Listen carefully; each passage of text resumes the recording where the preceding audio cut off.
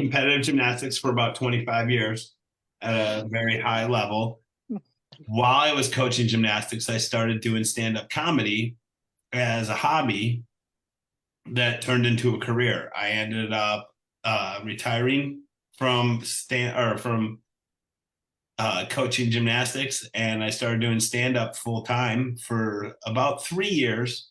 It was the only thing on my W-2, which was a big deal for me, coming from a family, Irish Catholic family from Chicago, that if you weren't in a trade, you weren't really doing anything. It was a made up thing. What do you mean you're going on stage? That makes no sense. People won't pay to see you. Get off the stage. What are you doing? Go back. Here's a brick. Go build something. So that was my family. So the fact that I could make a living doing something that they thought was made up was a big part of my life. And what I found is once I had my kids, I have a 11 and 9-year old. I can't mess up those numbers or they get very upset. I have 11 and a 9-year old, and when they were about 2 and 3, I had an offer to go on the road for about 48 weeks out of the year. So I would be home on a Monday. I would leave on a Tuesday. I would travel, get back on a Sunday, and repeat every single week, traveling around the country. I just couldn't do it. Couldn't do that to my wife.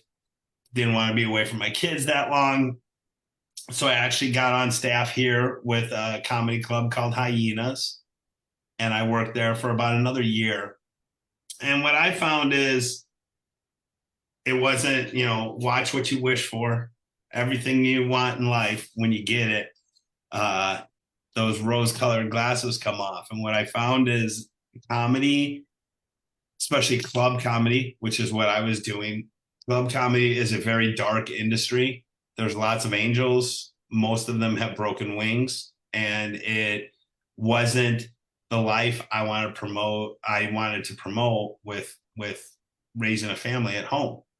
I don't drink. I don't do drugs. So right away, every time the show ended, everybody wanted to go out and party, and I just wanted to get home and get to bed because I know I had to get up at 6:30 to change a diaper. So I just didn't have interest in that part of it. So I decided to finally go back to coaching gymnastics. And as I went back to coaching gymnastics, a friend of mine came to me and said, between coaching gymnastics and comedy, you have a pretty great skill set that most people don't have. And you should really talk to people about it. I'm like, what are you talking about? And he said, well, haven't you noticed that most of the people that coach gymnastics aren't real fun to be around? I'm like, well, yeah. And he said, but you are. You use your humor. You use your humor to communicate. You use your humor to get people to like you. You use your humor to influence. And you use that likability to sustain relationships in a sport where a lot of athletes jump from gym to gym to gym. They're always looking for the best place. And when I was at a gym here in Texas called University of Gymnastics, and I was there for 5 years, and we were talking about it one day, and we realized we did not lose one athlete to another gym in 5 years. The only athletes we ever lost, the only athletes that left went off to college, stopped the sport and went off to a different sport, or just outgrew it and was done. And we took great pride in that. And we sat down and tried to figure out what that was. And a friend of mine, again, said, I think it's your leadership. I think you should start talking on leadership. And so I did. I started doing talks on leadership, how to be a more effective leader, how to build leadership systems, because I believe that's really important, is the systems you put in place. And after about a year of doing that, same friend came to one of my speaking engagements and said, that's not what I meant, man. I'm like, what do you mean? I'm talking about leadership. I'm talking about what you told me to talk about. He goes, no, you need to talk about what makes you unique as a leader. what makes you able to problem solve at the drop of a hat, what makes you so quick-witted. You have to talk about the tools that comedy gave you to make you a better leader. And when I say comedy, I don't want people to get confused, because I was the class clown. 100%. I actually got sent to the office 8 times in one day in middle school. I have nightmares that my guidance counselor calls me and I still owe them detentions. I was a terrible student, and I was always cracking jokes in class. And that is not what I mean when I say comedy. The problem with class clowns are they exhaust everybody in the room. Nobody else gets a word in edgewise, and everybody's trying to keep up. It's like watching a movie that's all action and there's no lull. There's no time to recover from what you just saw. If you've ever seen a really bad action movie, it's one thing, the next thing, next thing, next thing, next thing, next thing, and they never bring you back down. And that's what class clowns do. They never give you time to relax and process what you've learned. And so, since I'm sick, and so I'm going to get right to the nitty gritty of what helps me become the best leader I can be. I never realized it until I had to sit down and write out what I was going to speak on. And I did a lot of improv, even though I hate improv. I've always hated improv because I'm a selfish person, and improv is about making everybody better in the room. And I always want the funny to land on me.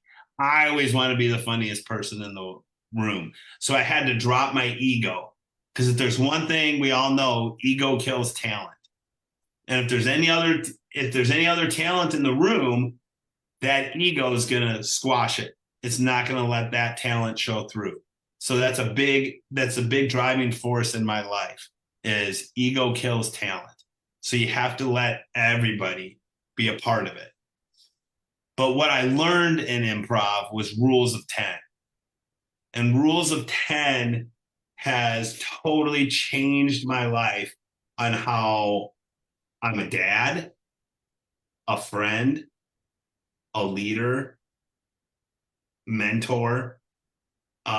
With gymnastics, there's a very fine line, because I coach so many different ages, right? I coach my youngest athlete on my squad is 4 years old. My oldest on my squad is 17. Now, obviously, I don't coach them at the same time, but how I coach a 4-year-old or a 5-year-old or a 6-year-old is totally different than how I coach an almost 18-year-old going off to college. When I first started coaching, I thought you coach them all the same. But then I looked back on my life and teachers that had failed me because I wasn't able to communicate to them what my learning style was. And I put that on me. I don't blame anybody for anything. I put it on myself because I was never able to communicate what my learning style was. And my learning style is take me by the hand, show me visually, and I can do it. Where most of my teachers were write it on the board, don't explain most of it, go over here and do it with another group of kids who also don't know how to do it. And that hurt me. Between my dyslexia and my ADD, it was terrible for me. Not until I got to college did I realize that. So what changed my life is I was lucky enough to meet Jeff Fisher, who was the head coach of the Tennessee Titans. And we were talking about coaching, and Jeff Fisher told me, I treat everybody differently under the same set of rules. So I might have one athlete, say my 6-year-old, and my 6-year-old athlete, I can't get in her face and say, that's not good enough. I said, get back on the bar and let's go. She's going to fall apart and she's going to run to her locker. And if I can find her before the day is over, then I'm lucky. Where my 16-year-old athlete, that's how she thrives. She wants someone to push her. She wants someone to say, hey, we got this. We can do this. Get moving, get on the bar. That one wasn't good enough. And if I give her praise that she feels that she didn't deserve, I can lose her for the whole day. I've lost a little bit of trust with her. And so what rules of 10, as I digress all the way back to rules of 10, there's my ADD. What rules of 10 does for me, it helps me free think and find those common ground between me and those athletes and me and my team members. And what rules of 10 is, if you can take any word, and if anybody wants to give a word, you're more than welcome. If someone has a word, any noun, say a noun. Does someone have a noun? Anybody? Bear. Sailboat. Oh, sailboat. Sailboat. We'll take sailboat. Although I like bear. Let's do both. Okay, so take sailboat. If you write down the word sailboat, I've gotten to the point on rules of 10 where I don't even have to write it down anymore. But I write down the word. I then list 10 things that I know about sailboats or that people commonly think about sailboats. By the way, Wesley, I love the picture. I was not trying to insult clowns. I was insulting me as a clown. I just threw that up there because that is what I do, but I was not the class clown. And so many people, clown has so many different definitions. What Absolutely. you're saying about class clowns is absolutely accurate. What Mr. Ringler knows about clowns with his haunted acres is totally different. What rodeo clowns are and what I do are yeah. So I just had to throw that up there for you. I love it. I love it. Thank you. So what I do is I go through the top 10 things I know about sailboats. This is how I write a joke, by the way. So I sit in Starbucks. When at the peak of my career, I got a phone call from the University of Houston. They had a comic bailout and they needed a comic. And they said, how many minutes do you have? At the time, I had a solid 30 minutes. A solid 30 minutes of comedy. They're like, great, we need you to do 60. I said, well, can I have an opener? And they said, yes, he can do 10. I'm like, great. So now I have 50 minutes of material that does not exist that I need to perform at the end of the week. So there was a lot of this. Because when you do rules of 10, my office was Starbucks. It was right next to my house. When I would go into Starbucks and do rules of 10, what I usually would do is I'd write out a story I thought was funny. And then I would pull things that were common out of that story, meaning nouns, some verbs, that kind of stuff. Sailboat, if I pulled out sailboat, then I would write down the first 10 things that come to mind when I think of a sailboat.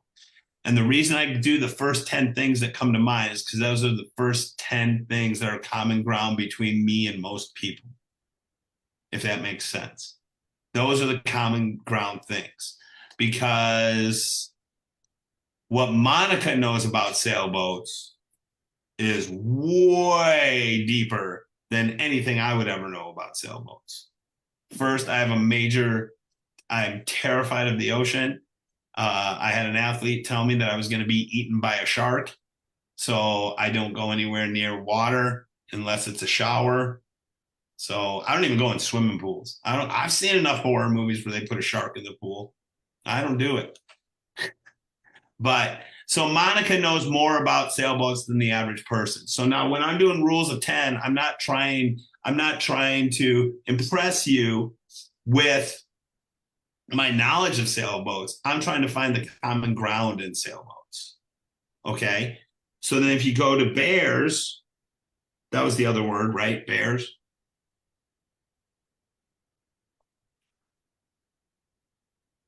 Now with the sailboat, I would use I wrote a joke right there about me not going anywhere near sailboats because I'm terrified of water. And believe it or not, that was a premise for a joke. So already I started writing a joke about sailboats right in that time.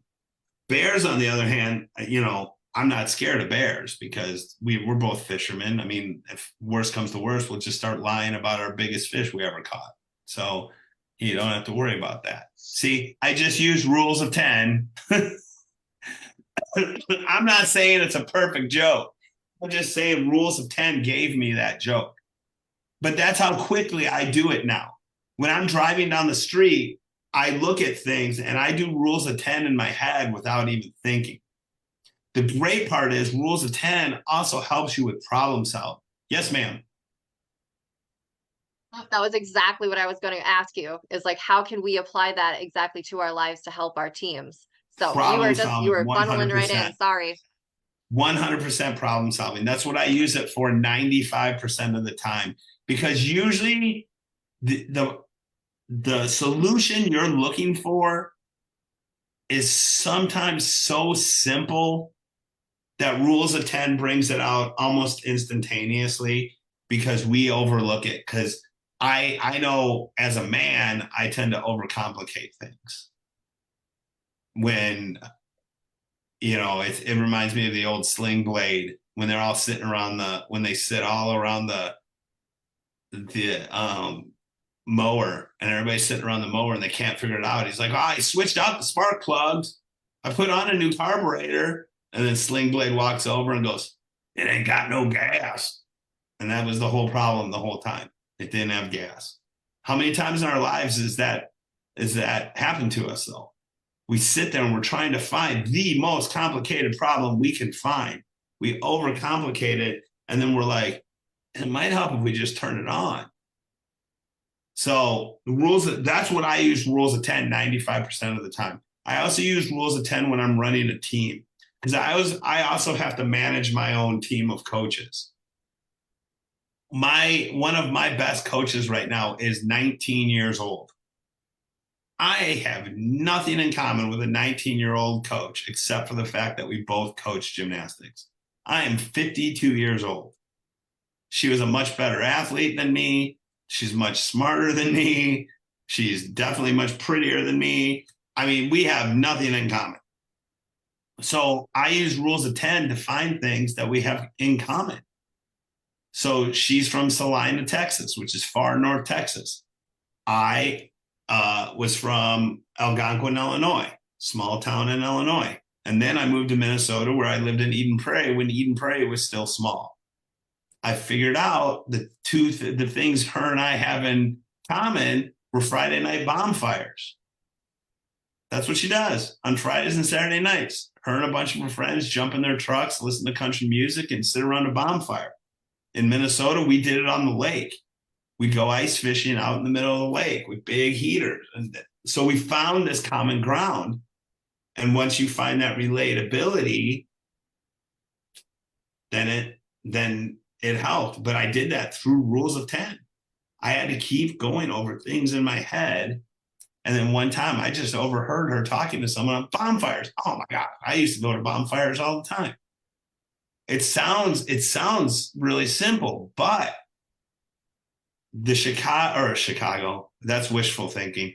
The Dallas Cowboys don't win a Super Bowl if Jimmy Johnson doesn't use rules of 10 with Troy Aikman. Troy Aikman hated each other, could not stand each other. Jimmy Johnson had to find something where they had common ground. Jimmy Johnson was from Hawaii. He loved tropical fish. He found out that Troy Aikman loved tropical fish, and he showed up at Troy's house with a tropical fish to drop in his tank. And from that day forward, they were tight, and they were coach and athlete. You have to find these things to run your team. And here's what happens is, if you have a team, there's going to be times you're never going to find it. No matter how many times you do rules of 10, no matter how many times you do it in your head, there are people that were not meant to be on your team. And it's best to have the wrong people off your bus and have seats open for the right people than to be on that ride with the wrong people. And just like with comedy, what I tell everybody, because I do teach comedy, I have a 6-week lesson where I help people do their first open mics. And I tell them, not everybody's going to love you. As soon as you step on stage, you can have the best material on the face of the planet. And conservatively, 5 to 10% of the people are just you're not their thing. You're just not their thing. And it's the same way in the workforce. It's the same way with people you're doing work with. If you're a strong enough leader, you can figure out a way to make it work long enough to benefit both of you, and then be smart enough to say, that was it, we're good. Instead of hitting your head against the wall, trying to make it work over and over and over and over again. And I'm going through that right now. I realized that we had the wrong people on the bus. I got some people off the bus. Now I'm short-staffed, but those seats are open now. And when I find the right people, I can put them in that. Do I have to work harder? Yes. But I go home less stressed out at the end of the day. So, Monica, did you do rules of 10 with Sailboat? I didn't write them down, if that's what you mean. No, give me 10 things about a sailboat. It takes wind to make them go. Okay. So there's a joke right there about a blowhard. Like the nice thing about sailing with my father-in-law is I never have to worry about if there's enough wind. I'm not saying it's a great joke, but I just did write it in my head. Okay. What else? There's something we used to call sucker winds. And sucker winds are the wind, the extra little breeze you get as the sun sets. Okay. And it entices you to go out into the lake. And then the sun goes down and you're stuck out in the middle of the lake. And then it dies. Okay. Yeah. Sounds like every relationship I've ever had. Okay. What else? What's your favorite kind of sailboat? Catamaran. I used to race catamarans. Okay. That tells me you're a pretty spirited person. Catamarans aren't really for faint of heart. And racing in the lake and racing in the ocean or off the coast is different. Yeah. I had to totally learn how to just get off of the beach. First time I was racing on an ocean. So. Yeah. Perfect. Nice. Okay. Awesome. Okay. Who said business? You got to get off your ass. Oh, what'd you say, Wesley? She said she had to learn how to get off the beach. I said, that's like in every business or entrepreneur, you got to learn to get off your ass. I don't know. Most of the guys I know have a big enough problem learning to relax than they do not relaxing. Yes. No matter which environment you're in, what business you're in one environment, you may be really good at it, but in another environment, you're like a beginner. So, for sure. Yeah. Remember, to be the expert in the room, what do you have to know? 20% more than everybody else. So there's very few subjects I'm the expert in the room. Right now, between me and Wesley, I'm probably not the expert in the room on comedy, because he does a whole bunch of different kinds of comedy than I did. I was primarily stand-up. So I was going to say, I know how to do balloon animals, but you know how to do comedy. So I can do crap, but I'm actually interested in learning more about your comedy class if it's something that I want to take. I don't want to do open mic, but I'd love to learn how to write better comedy for my show. Oh, sure. Dan, let's hear your list. Looks like you have a question. Oh, I'm sorry. Who had a question? Yeah, I did. I'm kind of like you, Jason. Hold my hand, show me, and then I can pick it up and run with it. So Okay. I'm a little confused on what you're talking about here with the sailboat and the the rule of 10. I mean, I'm hearing it, but I'm not, Sure. I'm not. Let me walk you through exactly how. So I use it to write a joke. Okay. So at one time I wanted to write a joke. This one, I wouldn't say this joke is offensive, but it's not offensive. It's just, it's a little Edgy. edgy would be the word.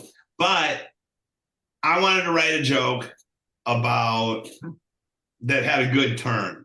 So when you write a joke, the turn is what makes it funny. So you have a premise, and then you have the act out, and then there's a turn.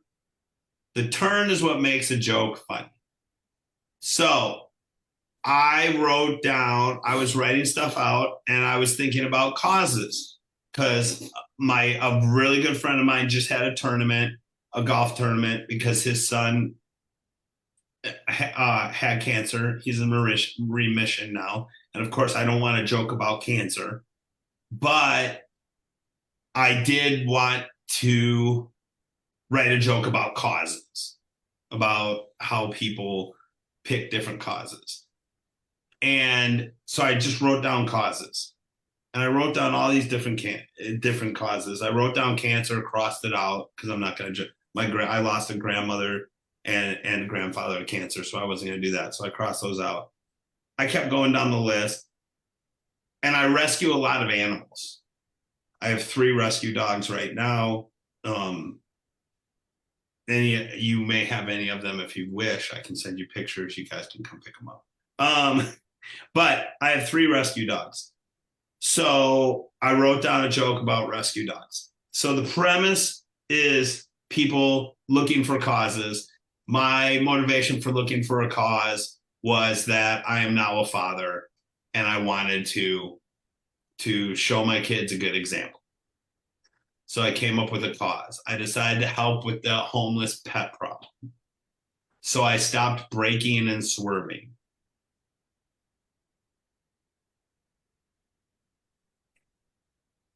Don't get it. Most people don't get it.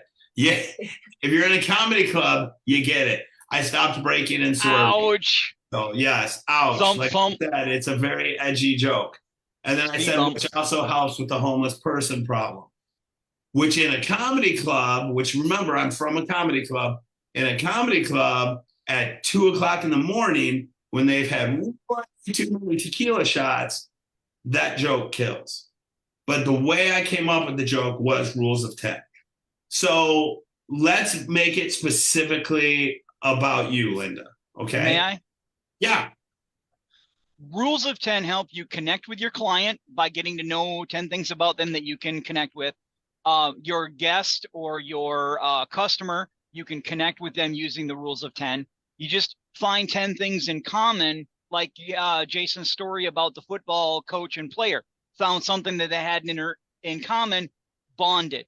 You connect with your employees, connect with your teammates, connect with your clients. It's all different ways to build a better relationship by using the rules of 10. Am I correct in that? Rapport, yes. It's also how you're also finding common ground for the joke, but we're not necessarily writing jokes. Okay. So Linda, pick something. What is there anything right now that you're having a problem with that's on your mind a lot? Is there anything that you can share that's on your mind? Well, I mean, business related, or I'm not Sure. sure. Anything. It can be anything. Supposed to be? Okay. All right. Well, I just totaled my car. So this Okay. isn't business related. Okay. So that's on my mind. Like, what are my steps to do? Like, I haven't been in an accident in 30 years. So, yeah, and I don't want a car payment. So, Perfect. Okay. So then rules of 10 would just be the premise, which is car's gone, car's totaled. So we write that down, and then we start writing out our options. Do you work from home? yeah. Okay, so maybe you have a little bit more time than the average person. Like if I totaled my car, I have to have a new car that day. I don't have a choice. I have meets. I have to drive. I have to, in the next 3 days or in the next 3 weeks, I probably drive 6,000 miles. So I don't have that. So there's something there. You can probably make time up, or you have a little bit more time than the average person. Then of course, this part getting personal, you don't say this part out loud, but how much do you have in savings? That's right, going down on rules of 10. It's just writing it all out so you can see it in front of you. So it's a list of 10, and then that's the problem solving that Amber was talking about earlier. So then It's the problem solving, but then what happens is when I do my list of 10, it's never just a list of 10. Now it branches off because there's 10 things on the list. There's 6 of them I cross out. Now there's 4 things left. Hey, that's pretty good. I did that math pretty quick. There's 4 things left. And then I start branching off of those things. What it starts as is almost never what it ends up as. So I had a friend who named his daughters Mercedes and Porsche. Now, I don't want to make fun of my friend on stage. And there's nothing wrong with the names Mercedes and Porsche. They're 2 of my favorite cars.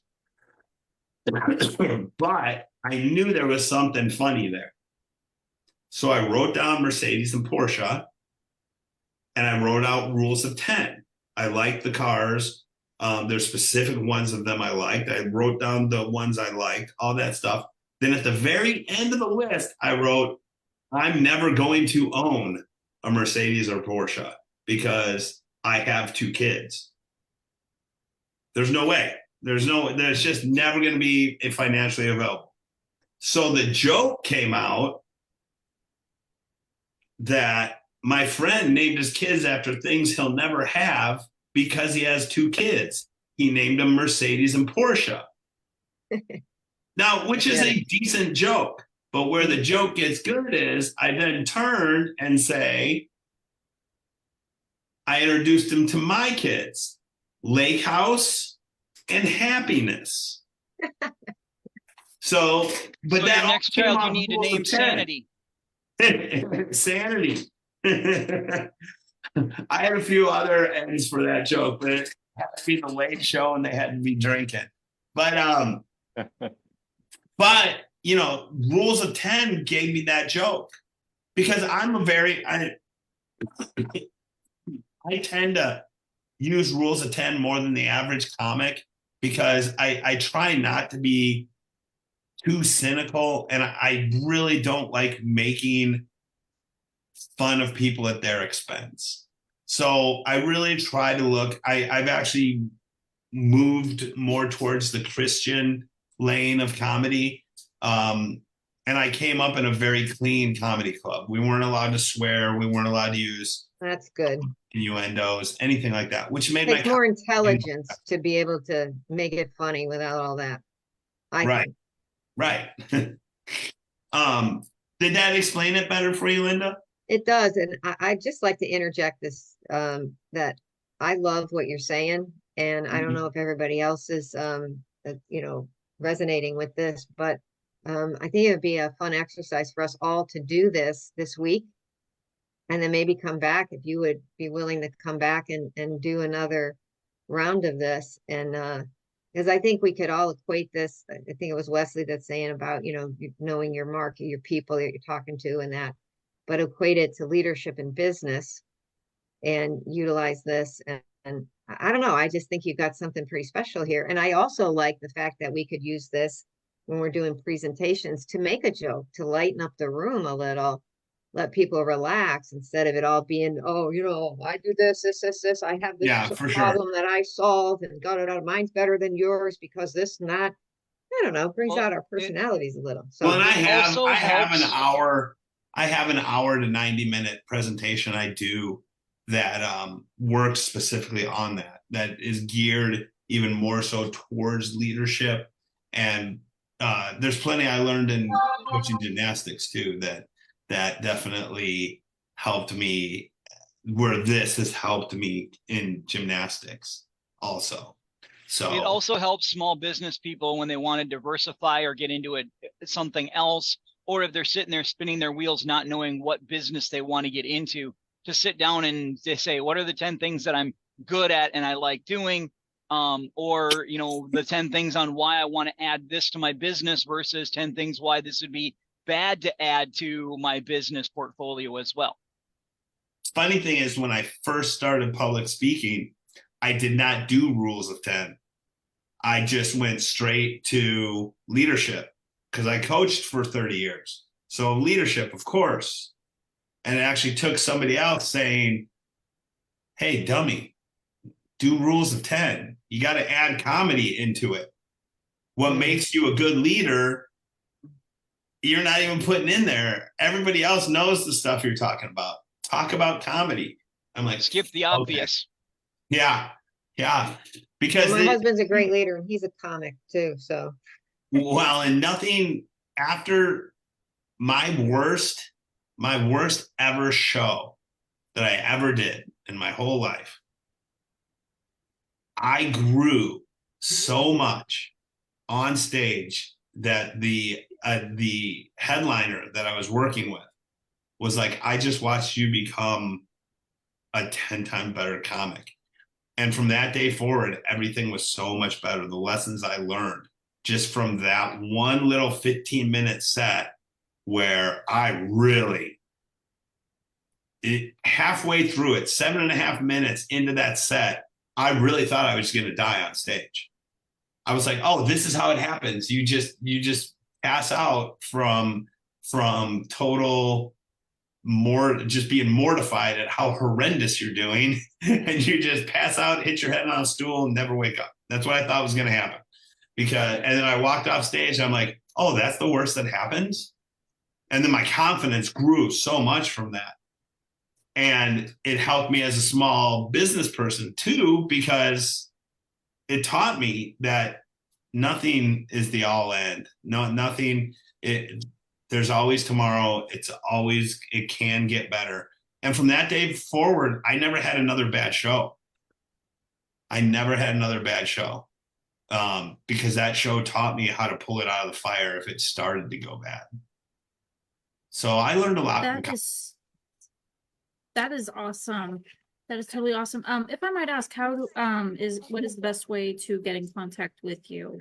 Can you leave your info in the chat? Sure, yeah. It's Bulldog Coach 3, but I'll put it in there. Okay. Also, awesome. Jason, and, if you could hop on the live. Also put it on the live in the entrepreneurs meticulous engagements group. The live will be up in there that you could put it in as well. So, and I'll put my number in there too. You guys are free to call me anytime. Awesome. Any questions? Anybody? Any questions? I don't have my Facebook link right on here, so.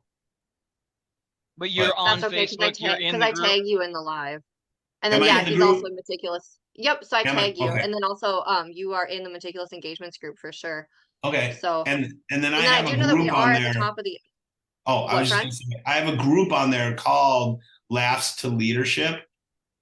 That's an actual group. You guys are more than welcome to join. I look forward to that. So I know that we are at the top of the hour, and I want to be respectful of anybody's time. So if you have to go, you can go, of course. Do what you need to do for the rest of the day. But did anyone have any specific questions for Jason? If we wanted to stay a little bit longer, I could just let this run live on Facebook while we Bye, Monica. It was so good to see you. Happy birthday. Jason, could you also link that group to the meticulous engagements? I'd like to join, but I'm mobile right now, so it's hard for me to jump in and go on there. Oh, Leslie, I can also make sure that I take care of you, friend. So I can do it right awesome. Now. Oh, thanks. Say it louder. You're awesome. There's a group and a page. They're linked. I think I'm really terrible at social media, so That's why we I have, got it. you know, Amber and Audrey and Brenda, I think was the other one. I have a podcast too, and the fact that I learned to edit my podcast, and the crazy thing is, I learned to edit my podcast, and then found out people don't like it when you edit them. Huh. So now I just cut off the first part and leave whatever happens, happens. We just leave it. You need a website for all this information. You need to either talk to Nas or me for that. Okay. I do need a Mommy. website. Mommy, You do.